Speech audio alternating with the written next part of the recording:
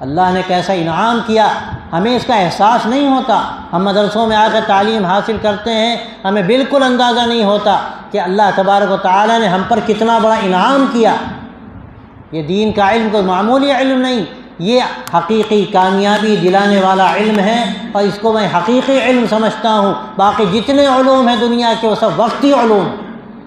ان سب علوم کا فائدہ صرف اس دنیا کی حد تک ہے، اس کا فائدہ آپ کو آخرت میں ہونے والا نہیں۔